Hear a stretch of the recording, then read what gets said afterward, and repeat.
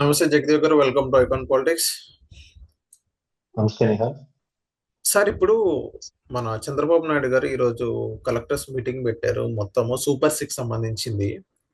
So ఏదైతే super six, ఏదైతే election ముందు నుంచే ఎప్పుడన్నా 2023 నుంచి ఆయన సూపర్ సిక్స్ అంటే చెప్పుకుంటూ తిరిగారు చంద్రబాబు నాయుడు గారు. సూపర్ సిక్స్ లో one of the super six Jaganmohan Reddy గారు ఎప్పుడు క్వశ్చన్ చేసింది ఏంటంటే, నీకు 15,000, నీకు 15,000, నీకు 15,000 అన్నారు.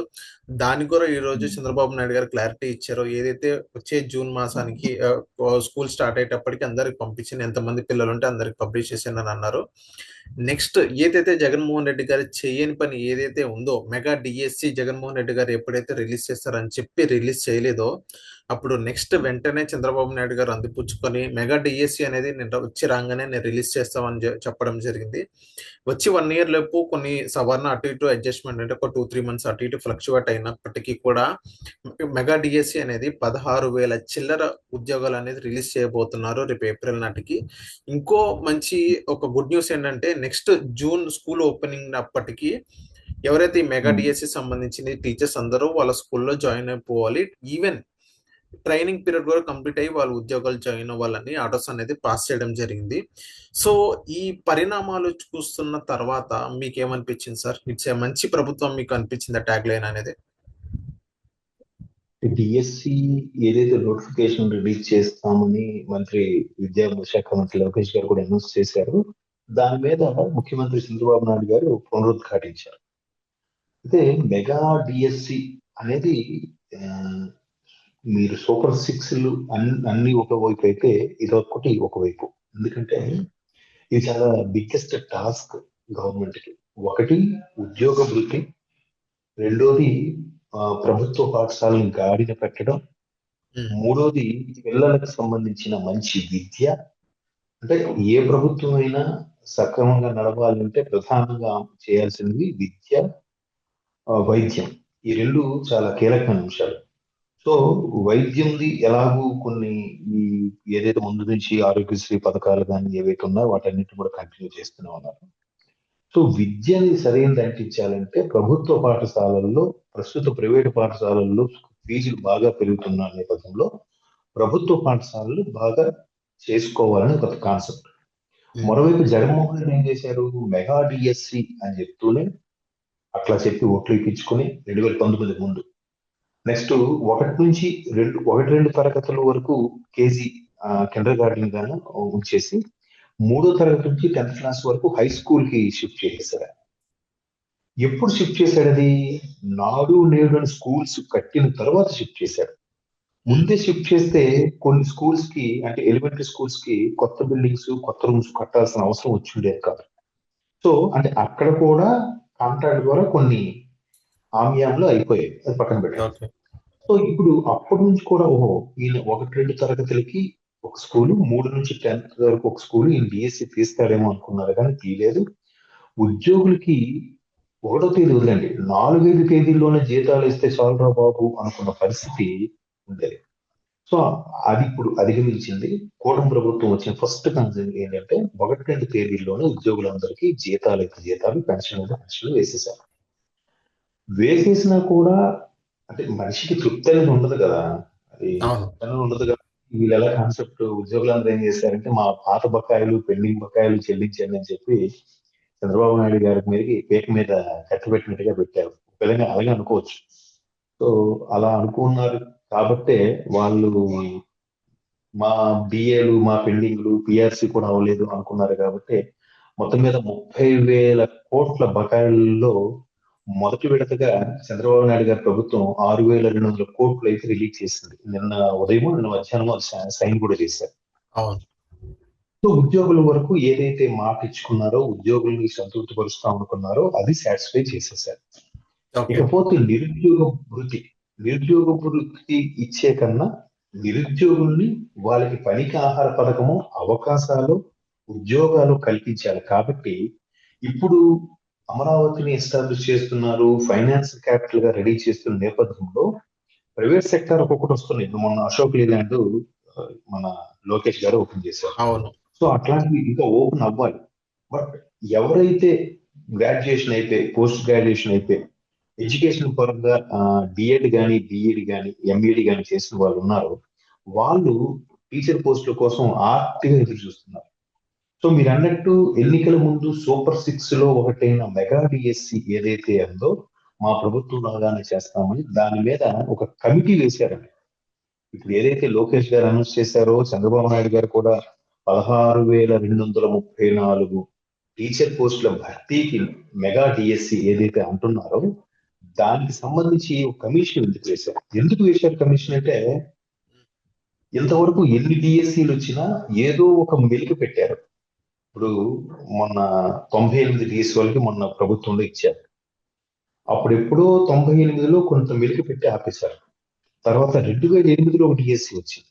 అప్పుడు కూడా కొంత మెలిక పెట్టి ఆపేశారు. అలా ఆపేసిన వాటిలో చాలా మంది చనిపోయారు, చాలా మంది వేరే ఉద్యోగాలకు వెళ్ళి స్థిరపడిపోయారు, కొంతమంది వేరే దేశాలకు వెళ్ళిపోయారు, కొంతమంది మనకెందుకు ఈ డిఎస్సి అంటే కొంతమంది రిటైర్ అయిపోయి వయసు కూడా వచ్చేసింది. అలా జరిగింది. ఏది నాంచి ఇవ్వడం వల్ల. సో అలా కాకుండా ప్రతిసారి ఒక డిఎస్సి పెట్టడం, ఎవడొకడు కేసు వేయడం. అంటే కేసు వేయడం ఏం లేదండి, అంటే నాకు తెలిసిన అవగాహన ప్రకారం చెప్తున్నా. ఇప్పుడు బీఈడి చేసిన వాళ్ళకి బీఈడి అసిస్టెంట్ పోస్ట్ పెడతారు, క్వాలిఫై అవ్వచ్చు. వాళ్ళు సెకండ్ గ్రేడ్ పోస్ట్ కూడా రాయొచ్చు, బీఈడి అసిస్టెంట్ పోస్ట్ కూడా రాయొచ్చు డిఎస్సిలో. ఏది బీఈడి క్వాలిఫై అయిన వాళ్ళు. అదే డిఎడ్ ఒక టీటీసీ అనేవాళ్ళు, teacher training centre. TTC qualified అయిన వాళ్ళు ఓన్లీ సెకండరీ గ్రేడ్ ఉపాధ్యాయులకు మాత్రమే అర్హత ఉంది, బీఈడి టీచర్ కి అర్హత లేదు. సో అట్లాగా చాలా అమెండ్మెంట్స్. అప్పుడు ఈ టీటీసీ వాళ్ళు ఐ మీన్ బిఎడ్ వాళ్ళు ఒక కేసు పెట్టడం, బాబు మాకు సెకండ్ గ్రేడ్ పోస్ట్ వరకు మమ్మల్ని అర్హతగా పెట్టి రాయించేలా చేయండి, ఇందులో బీఈడి వరకు ఛాన్స్ ఇవ్వకండి, బీఈడి రాసే వాళ్ళకి బీఈడి వరకు ఇవ్వండి, ఇందులో చేర్చకండి అని రకరకాల వాదోపవాదాలు ఉన్నాయి, ఇప్పటి నుంచి సమస్యలు ఉన్నాయి. సో ప్రతిసారి కూడా ఒక డిఎస్సి రిలీజ్ చేయడం, దాని మీద ఎవడో ఒకటి కేసు పెట్టడం. సో ఇట్లాగా అంతర్గతంగా ఉండే టీచర్స్ డిఎడ్ బిఈడి ఇలా రెండు రకాల ఉండే విభేదాలు, దాంతో పాటు ఈ వర్గీకరణ, ఎస్సీ వర్గీకరణ సంబంధించి, బీసీ వర్గీకరణ సంబంధించి ఇట్లాంటి కొన్ని ఇష్యూస్ రావడం వల్ల ప్రతిసారి డిఎస్సి నోటిఫికేషన్ రావడం, ఎవడో ఒకడు కేసు వేయడం, అది ఆగిపోవడం. చాలా సందర్భాల్లో డిఎస్సి నోటిఫికేషన్ రావడం, టెస్ట్ రావడం, క్వాలిఫై అయ్యి ఇంకా ఆర్డర్స్ కోసం ఎదురు చూస్తున్న తరుణంలో కూడా ఎవరో ఒక కేసు వేస్తే ఆగిపోయిన సందర్భాలు చాలా ఉన్నాయి. సో ఈసారి కూటమి ప్రభుత్వం మెగా డిఎస్సి ప్రకటించడంతో పాటు ఈ టాస్కులన్నీ కూడా ఫుల్ఫిల్ చేస్తుంది. ఎందుకు? ఎవరు దీని మీద ఎలిగేషన్ తీసుకురాకూడదు, ఎవరు కేసు వేయకూడదు, దీని మీద ఆ లూప్ హోల్ ఉంది, దీంట్లో ఆ లూప్ హోల్ ఉంది, ఇక్కడ ఎస్సీ వర్గీకరణ సరిగ్గా జరగలేదు, ఇక్కడ బీఈడి వాళ్ళకి అవకాశం ఇస్తున్నారు, ఇక్కడ బీఈడి వాళ్ళకి అవకాశం ఇస్తున్నారు. ఇంకా దీంతో పాటు పండిట్లు ఉన్నాయి, తెలుగు గ్రేడ్ 1 పండిట్ అని, హిందీ గ్రేడ్ 1 పండిట్ అని, ఆ జాబ్స్ మళ్ళీ వేరే ఉన్నాయి. సో వీటన్నిటికీ కూడా ప్రతి ఒక్కరు ఏదో ఒక లాపాన్ని తీయడం, కేసు వేయడము, పెండింగ్ పడిపోవడం అవుతుంది. అలా కాకుండా ముందుగానే ఇప్పటికీ సరిగ్గా సంక్రాంతి ముందే ఒక కమిటీ అయితే వేశారు. ఆ కమిటీలో కూడా రిటైర్డ్ టీచర్స్ యూనియన్ పెద్దల్ని కొంతమంది సంప్రదించడం జరిగింది, వాళ్ళకి సలహాలు సూచనలు అడగడం జరిగింది. అవన్నీ వచ్చిన నివేదిక తర్వాతే ఈ పూర్తి స్థాయి డిఎస్సి నివేదిక ప్రకటించబోతున్నారు. అది రేపు ఉగాది తర్వాత మీకు నోటిఫికేషన్ కూడా వచ్చేస్తుంది. ఎందుకంటే ఆల్రెడీ ఈ కమిటీ కసరత్తు అంతా చేసేసారు, ఏ లూప్ హోల్స్ ఉన్నాయో అవన్నీ తీసేసి డిఎస్సి ఒక క్లారిటీగా బిఎడ్ వాళ్ళు ఏది రాయాలి, డిఈడి వాళ్ళు ఏది రాయాలి, అట్లా స్పెషల్ గా గ్రేడ్ 1 పండిట్ ట్రైనింగ్ అయిన వాళ్ళు ఉంటారు, తెలుగు కానీ హిందీ, వాళ్ళు ఏది టెస్ట్ రాయాలి అనే దాని మీద ఒక క్లారిటీ ఇచ్చేసి క్లియర్ నోటిఫికేషన్ కోసం వెయిట్ చేస్తున్నాను. సో దాన్ని లోకేష్ గారు అనౌన్స్ చేశారు, చంద్రబాబు నాయుడు గారు కూడా అనౌన్స్ చేయబోతున్నారు. సో దీంతో ఫస్ట్ ఆ నిరుద్యోగ సమస్యకి ఒక 25% చెక్ పెట్టే దిశగా వెళ్తుంది. ఇప్పుడు మిగతా కంపెనీలు వస్తున్నాయి, కంపెనీలు వచ్చినా కూడా పూర్తి స్థాయి కంపెనీ ఎస్టాబ్లిష్ అవ్వాలి. ప్రస్తుతానికి ఒక 100 మందిలో నడుస్తున్న కంపెనీ 2000 మందితో నడిచే సామర్థ్యానికి వెళ్ళాలంటే కనీసం ఒక 1 year పడుతుంది. అలా కాకుండా డిఎస్సి ఇస్తే 16,234 మంది లబ్ధి పొందుతారు. అది కూడా ఏం చేయబోతున్నారు, రేపు ఏప్రిల్ నోటిఫికేషన్ ఇస్తే మే ఎండింగ్ కల్లా రిజల్ట్స్ వచ్చేసి జూన్ ఎండింగ్ కల్లా, అట్లీస్ట్ జూన్ స్కూల్ రీఓపెన్స్ కాకపోయినా స్కూల్ రీఓపెన్స్ లో స్టార్టింగ్ సిలబస్ ఏమంతగా అవ్వదు కాబట్టి జూన్ మంత్ ఎండింగ్ కల్లా ఈ నోటిఫికేషన్ లో ఎవరెవరైతే అభ్యర్థులు ఎన్నికవుతారో, అభ్యర్థులు క్వాలిఫై అవుతారో వాళ్ళందరికి కూడా డైరెక్ట్ గా టీచర్స్ స్కూల్కి వెళ్ళిపోయేలాగా కొన్ని చర్యలు తీసుకుంటున్నారు. దీని మీద మన బీసీ సంక్షేమ ఆవిడెవరు మంత్రి సవిత గారు కూడా స్టేట్మెంట్ ఇచ్చారు. ఎవరైతే మెగా డిఎస్సి వస్తుంది కాబట్టి మెగా డిఎస్సి కి టీచర్ వాళ్ళు ఎలిజిబుల్ అయ్యేలాగా ట్రైనింగ్ కూడా ఫ్రీగా ఇస్తారంట. ఎవరికి? బీసీలకు కానీ ఎకనామిక్ బ్యాక్గ్రౌండ్ ఉన్న వాళ్ళకి, ఎస్సీ ఎస్టీలకు కూడా ఫ్రీగా గవర్నమెంట్ క్లాసెస్ కొన్ని కండక్ట్ చేయబోతుంది. ఎవరైతే డిఎస్సికి అప్రోచ్ అవుతున్నారో వాళ్ళు TET qualified teacher eligibility test ఉంటుంది. అంటే ఆల్రెడీ బిఎడ్ అయిపోయి, బిఎడ్ కానీ డిఎడ్ కానీ, డిప్లొమా ఇన్ ఎడ్యుకేషన్ ఒకటి, బ్యాచిలర్ ఆఫ్ ఎడ్యుకేషన్ ఒకటి, బిఎడ్, ఈ రెండు క్వాలిఫై అయిన వాళ్ళు టెట్ గవర్నమెంట్ నిర్వహించే టీచర్ ఎలిజిబిలిటీ టెస్ట్ అని ఉంటుంది.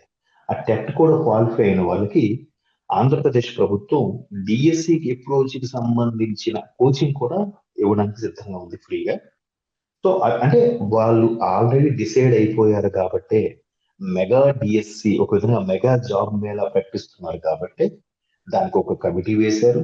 దాంట్లో ఉన్న లోటుపాట్లన్నీ చేయబోతున్నారు. రేపొద్దున ఎవరు కూడా వేలెత్తి చూపించకుండా, రేపొద్దున ఎవరు దీని మీద కోర్టుకు వెళ్లకుండా ఉండే విధంగా అన్ని రకాల జాగ్రత్తలు తీసుకొని నోటిఫికేషన్ రిలీజ్ చేయబోతున్నారు అనేది సుస్పష్టం. ఇవాళ ముఖ్యమంత్రి చంద్రబాబు నాయుడు గారు ఇచ్చిన స్టేట్మెంట్ కానీ, మొన్న లోకేష్ గారు ఇచ్చిన స్టేట్మెంట్ తో మరొకసారి కన్ఫర్మ్ అవుతుంది.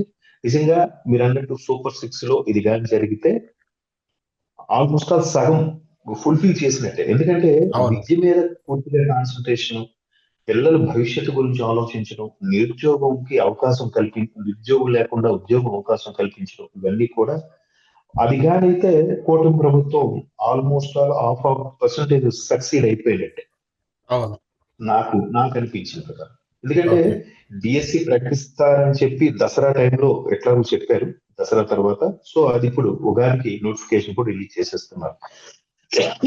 దాంతో పాటు పిల్లలకి ఏవైతే పెండింగ్ బకాయిలు అంటున్నారు, ఈ అమ్మ ఒడి, తల్లి దీవెన లాంటివి, అవి కూడా పూర్తి స్థాయిలో ఇవ్వడానికి కసరత్తు జరుగుతుంది. చూద్దాం మరి. ఈ నోటిఫికేషన్ అయితే కన్ఫర్మ్.